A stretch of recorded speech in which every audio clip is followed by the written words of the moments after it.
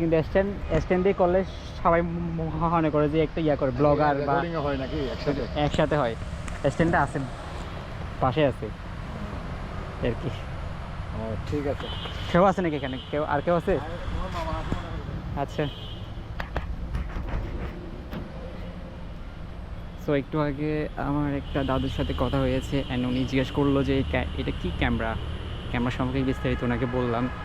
And আমরা ছোটোবেলায় এই জায়গাটাতে আমরা বল খেলতাম, একটা সুন্দর একটা জায়গা। আসসালামু আলাইকুম, কেমন আছেন?